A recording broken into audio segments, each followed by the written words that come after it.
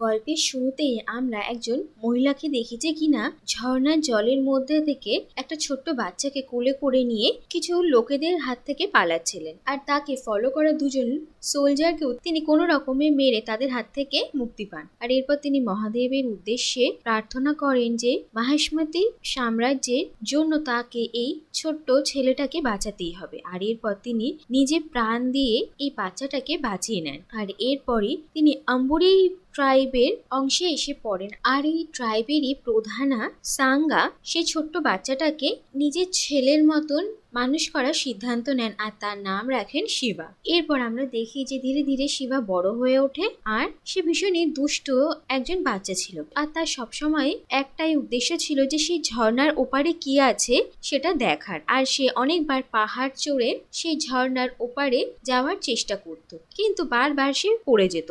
আর বড় হওয়া পর্যন্ত শিবার এই চেষ্টার কোনো কমতি ছিল না। আর শিবার এই দুরন্ত ভাব দেখে তার মা সবসময় ঈশ্বরের কাছে প্রার্থনা করতেন যে তিনি যেন তার ছেলেকে একটু শান্ত করে দেয়। যাই হোক, এরপরই একদিন আমরা দেখি যে সেই ঝর্ণার উপর থেকে একটা মুখোশ নিচে এসে পড়ে, আর সেই মুখোশটা কার এটা জানার শিবার ভীষণই ইচ্ছা ছিল। আর এরপরই সে এই মুখোশটা থেকে একটা মুখের আকৃতি বানায়, যেটা কিনা একটা মেয়ের মুখের আকৃতি, আর সেটা ভীষণই সুন্দর একজন মেয়ে। আর এরপর শিবা এই মেয়েটাকেই দেখার জন্য আর অনুপ্রেরণা বানিয়ে সে ওই পাহাড় টপকে ঝর্ণার ওপারে যাওয়ার জন্য প্রস্তুত হয়। আর অনেক চেষ্টায় ফাইনালি সে ওই ঝর্ণার ওপরে যায়। সেই ঝর্ণার ওপরে পৌঁছে সে ওই মেয়েটাকে খুঁজে বের করার চেষ্টা করে। আর এরপর ফাইনালি শিবা ওই মেয়েটাকে খুঁজে বের করে, আর শিবা জানতে পারে যে তার নাম হচ্ছে অবন্তিকা। আর অবন্তিকাকে ফলো করতে করতে শিবা অবন্তিকার গ্রুপের সম্পর্কে জানতে পারে, আর তারা মাহেশমতি রাজ্যের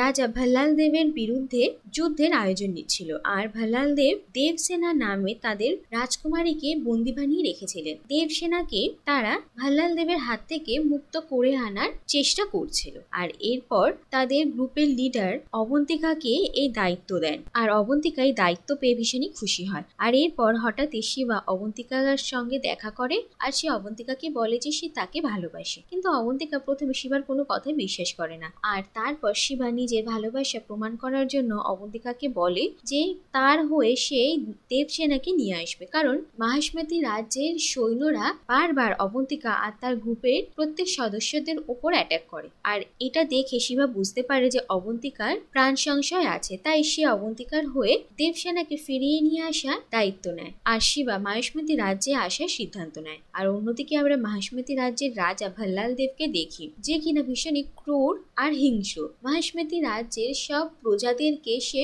শোষণ করে, আর ভাল্লাল দেবের বাবা বিজল দেব তার ছেলের এই কুকর্মে খুবই খুশি। অন্যদিকে আমরা এই রাজ্যের অন্যতম একজন যোদ্ধা কাটাপ্পাকে দেখি, যারা কিনা বংশানুক্রমে মাহেশমতি রাজ্যের রাজার সেবা করে এসেছে, আর কাটাপ্পা ভাল্লাল দেবের রক্ষা করার সংকল্প নিয়েছিল। যাই হোক, এরপর আমরা রাজকুমারী দেবসেনাকে দেখি, যার অবস্থা ভীষণই খারাপ, আর গত 25 বছর ধরে সে ভাল্লাল দেবের বন্দী হয়ে রয়েছে। আর ভাল্লাল দেব ক্রমাগত তাকে খুব অত্যাচার করত, আর তাকে নানা রকমের কথা শোনাতো।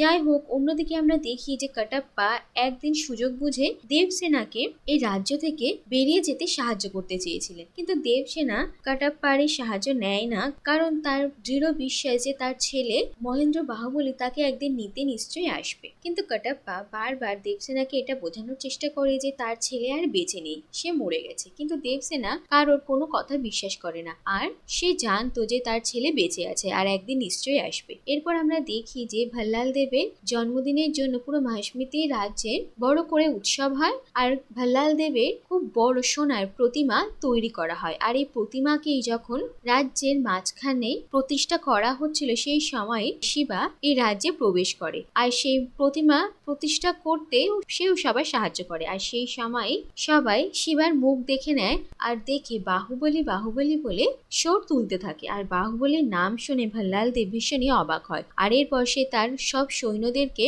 এই বাহুবলী নামটা কে বলা শুরু করেছে সেটা জানতে কাজে লাগিয়ে দেয়। অন্যদিকে আমরা দেখি যে শিবা ভাল্লাল দেব আর তার সৈন্যদের চোখে ধুলো দিয়ে রাজকুমারী দেবসেনাকে নিয়ে মহাশ্মতি মহল থেকে বেরিয়ে আসে, আর দেবসেনাও শিবাকে দেখে ভীষণই খুশি হয়। যাই হোক, এরপর ভাল্লাল দেব যখন জানতে পারে যে দেবসেনাকে একজন নিয়ে পালাচ্ছে, তখন সে তার সব সৈন্যদেরকে তাদের পিছনে ধরতে পাঠিয়ে দেয়, আর সেই সঙ্গে ভাল্লাল দেবের ছেলে ভদ্রা আর কটপ্পাও যায়। আর শিবাকে যখন ভদ্রা আর তার সৈন্যরা বাধা দেয় আর দেবসেনাকে শিবার চোখের সামনে মারধর করে, সেই সময় শিবা ভদ্রাকে মেরে ফেলে। আর এই দেখে কটপ্পা রাগে শিবার সঙ্গে যুদ্ধ শুরু করে। আর এরপরে হঠাৎই কটপ্পা যখন শিবার মুখ ভালো করে দেখতে পায়, তখনই তিনি বাহুবলী বলে শিবার পায়ের নিচে নিজের মাথা নত করেন। অন্যদিকে আমরা দেখি যে শিবার অনেকদিন খোঁজ না পাওয়ার কারণে শিবার মা তাদের সদস্যদের নিয়ে মহাশ্মতিতে আসার গুপ্ত রাস্তা দিয়ে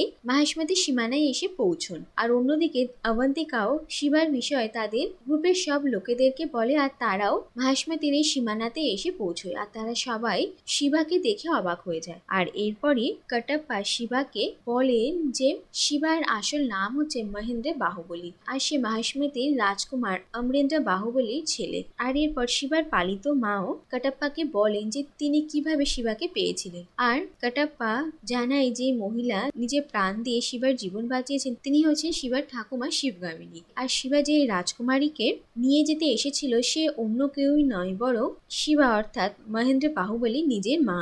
আর এরপর কটপ্পা অমরেন্দ্র বাহুবলীর কাহিনী বলা শুরু করে। এরপর কাহিনী অনেক বছর আগে যায়, আর আমরা দেখি যে মহাশ্মতি রাজ্যের রাজা বিক্রমাদিত্যের অসুখে মৃত্যু হয়েছে, আর তার 6 মাসের মধ্যেই তার স্ত্রী একজন পুত্র সন্তানের জন্ম দিয়ে মারা যান। অন্যদিকে রাজা বিক্রম দেবের বড় দাদা বিজ্জল দেবের খারাপ অভ্যাসের জন্য তাকে রাজ্য দান করা হয়নি, কিন্তু এখন রাজারও মৃত্যু হয়েছে, তাই সবাই অপেক্ষা করছিল একজন নতুন রাজার। আর যতদিন না নতুন রাজা এই সিংহাসনে বসছে ততদিন বিজ্জল দেবের স্ত্রী শিবগামিনী এই রাজ্য সামলাচ্ছিলেন। আর বিজ্জল দেব আর শিবগামিনীরও ছেলে ছিল যার নাম হচ্ছে ভাল্লাল দেব। আর অমরেন্দ্র বাহুবলীর নামকরণও শিবগামিনী করেন, আর তিনি ভাল্লাল দেবের সঙ্গে অমরেন্দ্র বাহুবলীকে একই সঙ্গে মানুষ করা শুরু করেন। আর তিনি ঠিক করেন যে বড় হয়ে এই দুজনের মধ্যে যে সব থেকে বেশি যোগ্য হবে সেই মহাশ্মতির রাজা হবে। তো ধীরে ধীরে শিবগামিনীর শিক্ষা দীক্ষায় ভাল্লাল দেব আর অমরেন্দ্র বাহুবলী দুজনেই বড় হতে শুরু করে। একদিকে ভাল্লাল দেব যেমন নিজের বাবা বিজ্জল দেবের মতোই মহাশ্মতির সিংহাসনের প্রতি তার কুদৃষ্টি ছিল, অন্যদিকে অমরেন্দ্র বাহুবলী নিজে ভালো ব্যবহারে মহাশ্মতির সব প্রজাদের মন জিতছিল। আর এইভাবে ধীরে ধীরে তারা দুজনই বড় হয়ে যায়। আর দুজনেরই অস্ত্র শিক্ষা শাস্ত্র জ্ঞান এত ভালো ছিল যে কেউই ঠিক করতে পারছিল না যে এদের দুজনের মধ্যে কাকে রাজা করা উচিত। যাই হোক, এই অবস্থাতে কালকিয়া নামের এক ট্রাইব মহাশ্মতি রাজ্যে আক্রমণ করে, আর তাদের সৈন্য সংখ্যা অনেক বেশি ছিল। আর এরপর ঠিক হয় যে মহাশ্মতি রাজ্যের সব সৈন্যরা আর রাজকুমাররা নিজেদের প্রাণপণে চেষ্টা করবে কালকের হাত থেকে মহাশ্মতি রাজ্যকে রক্ষা করার জন্য। আর ঠিক হয় যে কালকের যে সর্দার তাকে এই দুই রাজকুমারের মধ্যে যে মারবে তাকে মহাশ্মতি রাজা করা হবে। আর এরপর যুদ্ধের জন্য প্রস্তুতি নেওয়া হয়। আর যুদ্ধের দিন কালকে শিবগামিনীকে উদ্দেশ্য করে অনেক অপমান করে, যে কারণে শিবগামিনী তাদের সবাইকে বলে যে যা কিছুই হয়ে যাক না কেন কালকে সর্দারকে যেন জীবিত তার সামনে নিয়ে আসা হয়। আর এই কথা সবাই শোনে। এরপর যুদ্ধ শুরু হয়। আর একদিকে ভাল্লাল দেব যেমন তার নিপুণ গুণে কালকে সব সৈন্যদেরকে হারাচ্ছিল, অন্যদিকে অমরেন্দ্র বাহুবলী নিজের বুদ্ধিমত্তার পরিচয় দিয়ে কালকে সৈন্যদের হারাচ্ছিল। কিন্তু তাদের সৈন্য সংখ্যা যেহেতু অনেক বেশি ছিল সেই কারণে এক সময় মহাশ্মতির সৈন্যরা হার মেনে যায়, কিন্তু অমরেন্দ্র বাহুবলী তাদের সবাইকে মৃত্যুকে ভয় করতে বারণ করে আর নিজের নিজের ক্ষমতা অনুযায়ী নিজের মাতৃভূমিকে রক্ষা করার চেষ্টা করতে বলে। আর এরপরে সবাই আবার নতুন করে কালকের বিরুদ্ধে যুদ্ধে রুখে দাঁড়ায়। অন্যদিকে দেখা যায় যে কালকের লোকেরা সাধারণ প্রজাদেরকে যুদ্ধক্ষেত্রে নিয়ে আসে আর সবাইকে বাধা দেওয়ার চেষ্টা করে, কিন্তু দেখা যায় যে ভাল্লাল দেব কালকে সৈন্যদেরকে মারার জন্য নিজের প্রজাদেরও বলি দিয়ে দেয়। অন্যদিকে বাহুবলী নিজের বুদ্ধি লাগিয়ে প্রজাদেরকে বাঁচিয়ে নেয় আর সৈন্যদেরকে মারে। আর এরপর বাহুবলী কালকের সর্দারকে হারিয়ে দেয়, কিন্তু সে তাকে মারে না কারণ তার মায়ের শপথ তার মনে ছিল। কিন্তু অন্যদিকে ভাল্লাল দেব যখন দেখে যে বাহুবলী কালকে সর্দারকে বন্দি বানাচ্ছে, সে নিজে এসে কালকে সর্দারকে মেরে ফেলে। আর যা দেখে বিজ্জল দেব ভীষণই খুশি হয়, কারণ শর্ত এটাই ছিল যে কালকে সর্দারকে যে মারবে সেই মহেশমতি সিংহাসনের রাজা হবে। কিন্তু এরপর শিবগামিনী প্রজা আর সব সৈন্যদের উদ্দেশ্যে বলে যে ভল্লাল দেব এই রাজ্যের শত্রুদেরকে মারতে নিজের বীরত্বের পরিচয় দিয়েছে, কিন্তু অন্যদিকে অমরেন্দ্র বাহুবলী একদিকে প্রজাদেরকে রক্ষা করেছে, অন্যদিকে শত্রু নিধন করেছে। আর রাজা হওয়ার জন্য এই গুণ থাকাই সব থেকে বেশি প্রয়োজন। তাই তিনি অমরেন্দ্র বাহুবলীকে মহেশমতি নতুন রাজা আর ভল্লাল দেবকে সেনাপতি ঘোষণা করেন। যা শুনে বিজ্জল দেব আর ভল্লাল দেব ভীষণই রেগে যান, কিন্তু অন্যদিকে মহেশমতির সব প্রজারা ভীষণই খুশি হয়। আর এরপরই অমরেন্দ্র বাহুবলীর কাহিনী শুনে সবাই তাকে একবার দেখতে চায়, কিন্তু কাটাপ্পা বলেন যে অমরেন্দ্র বাহুবলী 25 বছর আগে মারা গেছেন। যা শুনে সেখানে উপস্থিত সবাই অবাক হয়ে যায়। আর শিবা অর্থাৎ মহেন্দ্র বাহুবলী জিজ্ঞেস করে যে কিভাবে অমরেন্দ্র বাহুবলীর মৃত্যু হয়েছে। আর কাটাপ্পা বলেন যে বিশ্বাসঘাতকতা তাকে মেরে ফেলেছে, আর এই বিশ্বাসঘাতকতা অন্য কেউই নয় বরং কাটাপ্পাই অমরেন্দ্র বাহুবলীর সঙ্গে করেছেন, আর তিনি অমরেন্দ্র বাহুবলীকে হত্যা করেছেন। আর এরই সঙ্গে এই কাহিনীটা এখানে শেষ হয়ে যায়।